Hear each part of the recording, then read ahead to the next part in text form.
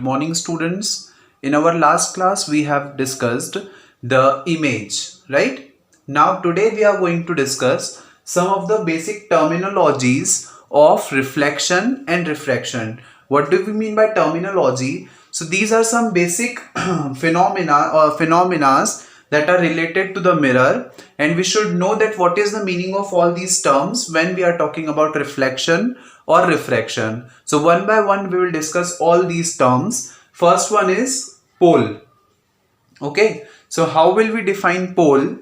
Suppose this is our reflecting surface, and if I do polish it from one side, then this is called the concave mirror, right? As we have discussed while we have discussed the mirror, the mirror which is polished from outside is called the concave mirror. Now this will be the polished surface, and this is the reflecting surface. So how can I define pole? The center of reflecting surface of any spherical mirror is called its pole. The center of reflecting surface of any spherical mirror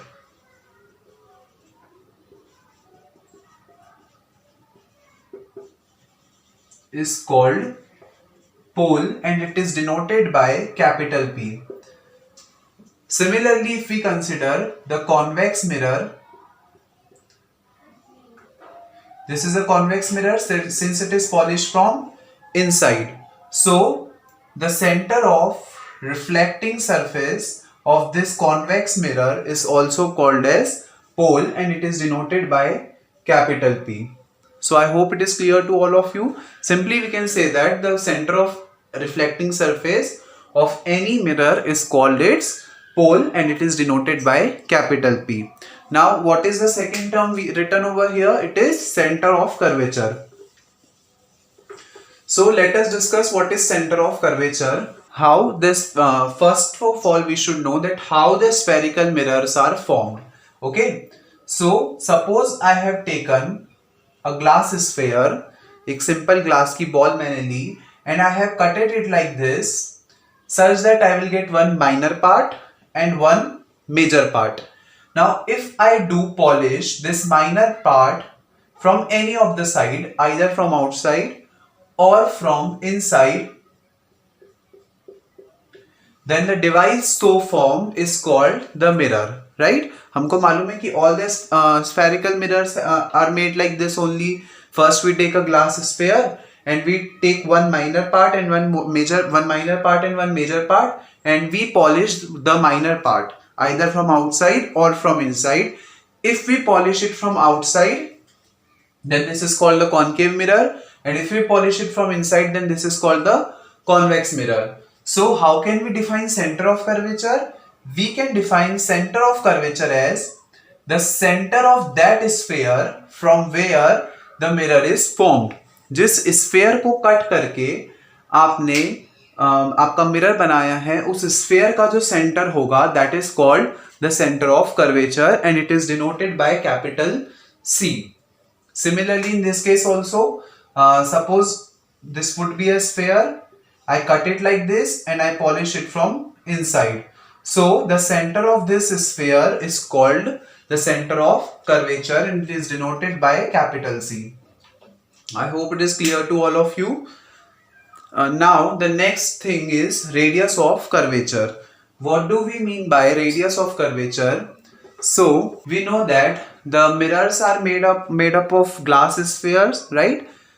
So we can say that suppose this was my sphere, I have cutted it like this and polished it like this. So I can say that the radius of that sphere from where the mirror is formed is called the radius of curvature. What can I say? And it is denoted by capital R. Okay. Now there can be one more definition of radius of curvature. We can also say that this is the center of reflecting surface of the spherical mirror, that is the pole, and this is the center of curvature of the mirror. Then we can also say that the distance between pole and center of curvature is also called as radius of curvature. Okay. So there can be two definitions of radius of curvature. One is the radius of that sphere from where the mirror is formed, and the second one is the distance between the pole and center of curvature is called the radius of curvature. I hope it is clear to all of you. Now, radius of curvature is denoted by capital R. Next is principal axis. Okay, what do we mean by principal axis? Suppose this is the pole and here is the center of curvature, right? We have supposed that this is the pole and this is center of curvature. So we can define principal axis as an imaginary line passing through pole and center of curvature is called principal axis. Okay, if I draw an imaginary line which passes through this pole and center of curvature, then this imaginary line is said to be principal axis. Okay. We can write its definition. An imaginary line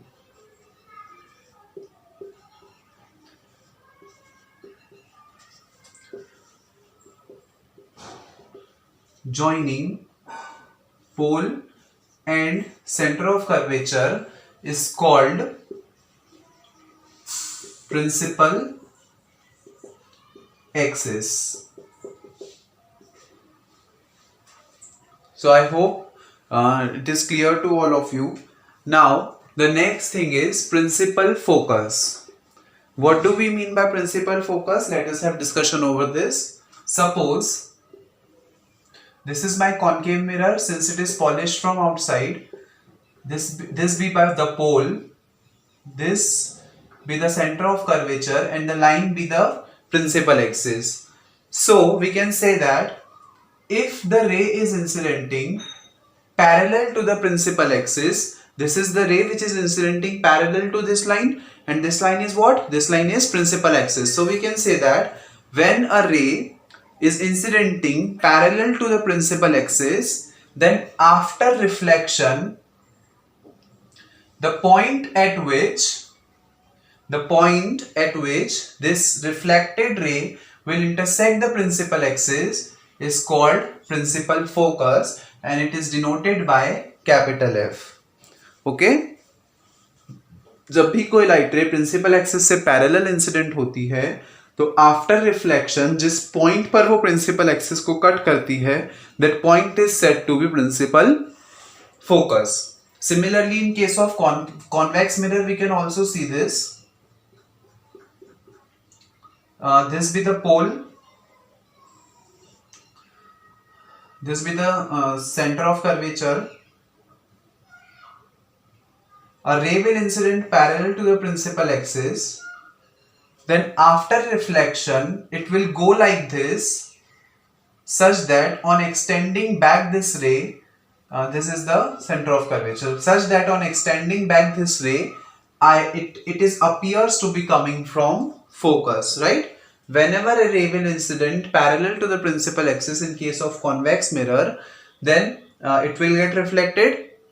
Now on extending this ray back, it appears to be coming from focus. So I hope it is clear to all of you, and the focus is denoted by capital F. Now what do we mean by focal length? We can simply define focal length as the distance between pole and focus is called focal length. इस pole और focus के बीच की जो distance होती है, that is said to be focal length, and it is denoted by small f. So I hope all these basic terminologies are clear to all of you.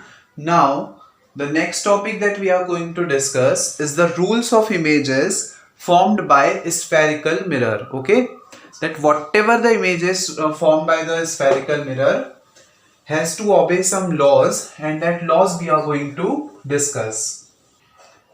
Whenever a reflection takes place from any of the spherical mirror, then it has to obey some rules, and that rules we are going to discuss. Okay, we know that the spherical mirrors are of two types, the concave mirror and the convex mirror.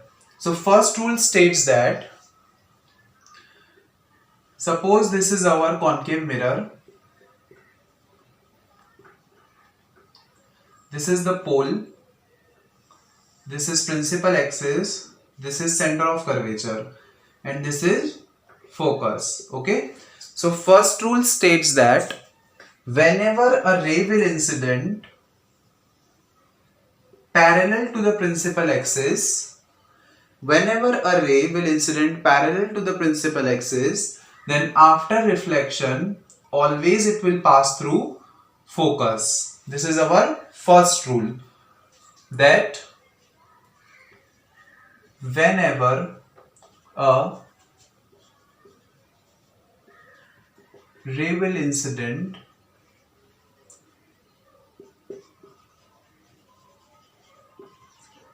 parallel to the principal axis, then after reflection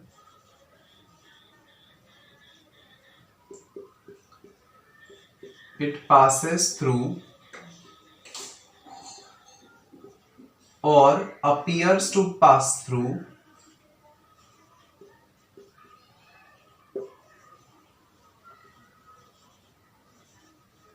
focus. Okay, this was the case of concave mirror. Similarly, we have to discuss the same rule in case of convex mirror. So how can we discuss it? Suppose this is my convex mirror. Since it is polished from inside, right?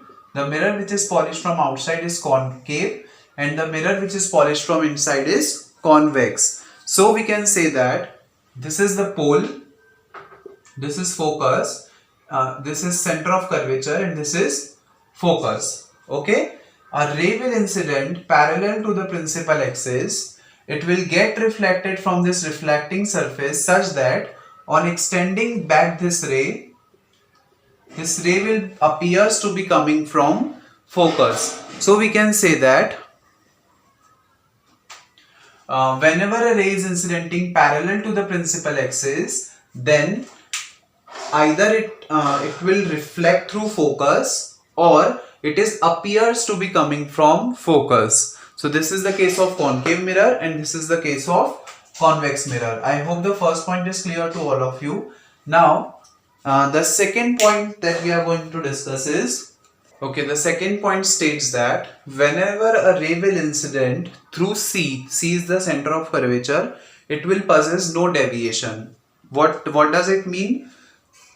It means that whenever suppose this is our concave mirror,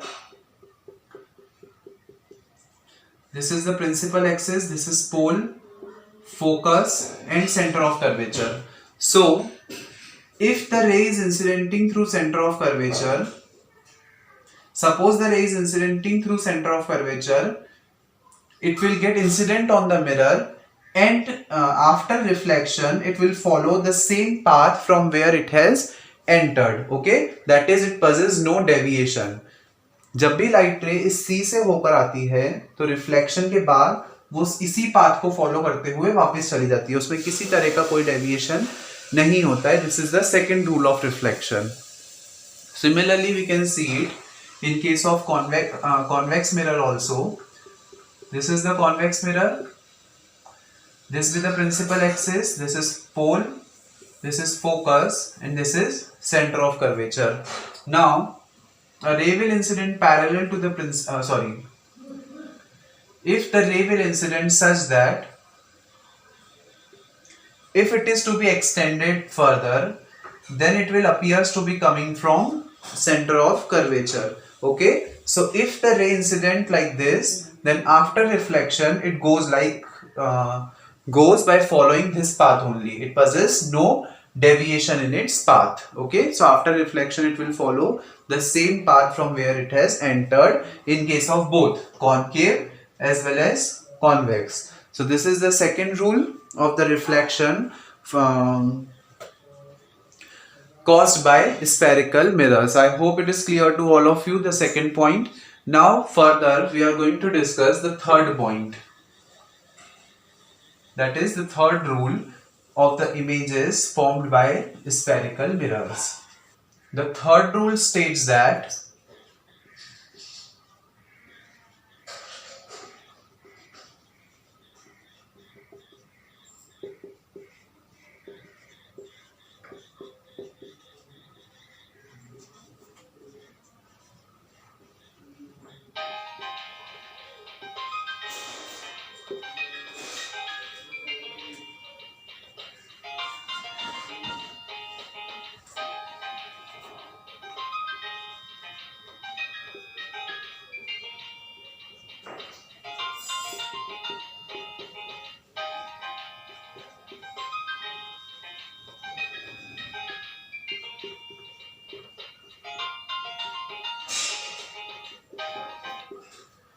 okay, so what does the third point resembles to? The third point states that whenever a ray is incident through focus, then after reflection, it will always pass through it will always pass parallel to the principal axis. Okay, suppose this is my concave mirror,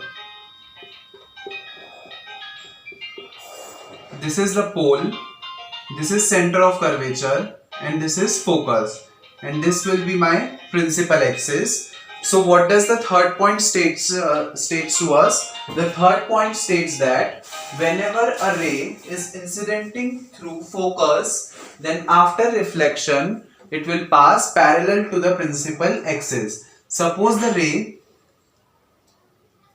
is incidenting such that it is incidenting through focus, then after reflection always it will pass such that the ray will be parallel to the principal axis. Similarly, this we can see in the case of convex mirror also. This is my convex mirror, this is the pole, this is focus, and this is center of curvature.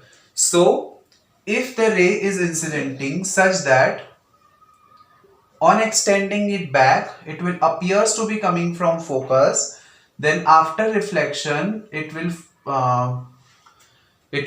be reflected by following the path which is parallel to the principal axis. So I think the third point is clear to all of you, that whenever the ray is incidenting through focus, then after reflection it will go parallel to the principal axis. This is the third rule of the images formed by spherical mirrors. Now the fourth and the last point of the rules of images formed by spherical mirror is that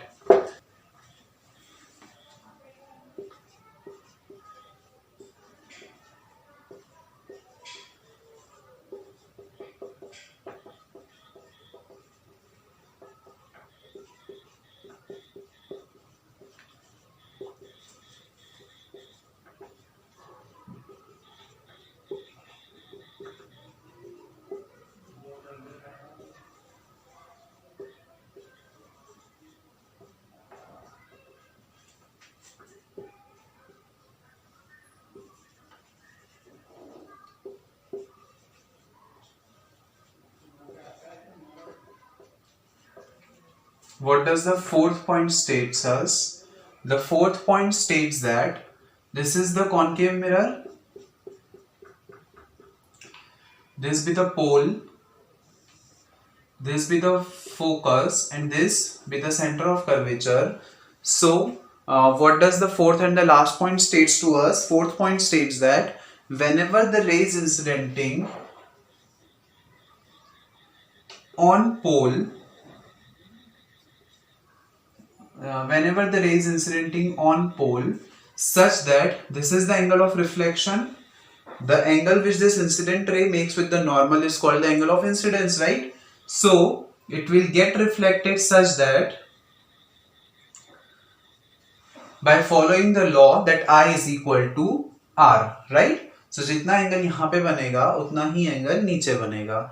That whenever a ray is incidenting on pole, then it will follow after reflection it will follow a path by following the law that I is equal to R. Similarly, we can see this in case of convex mirror also. This is the pole, this is focus, and this is center of curvature. If the ray is incidenting on pole like this, by making an angle of incidence I with the principal axis, then after reflection it will follow the path by making the angle of reflection with the normal, that is R, and in both these figures it will follow the rule of law of reflection, that is I is equal to R. So we can say that if the ray is incidenting with an angle of 30 degree on the pole, then the reflected ray will also make the angle of 30 degree with the pole. So these are some of the rules of the reflection by the spherical mirrors. So I hope all these points are clear to all of you. And now in our next lecture we will study the image formation by in case of concave as well as convex mirrors. That's all for today's session, students. Thank you.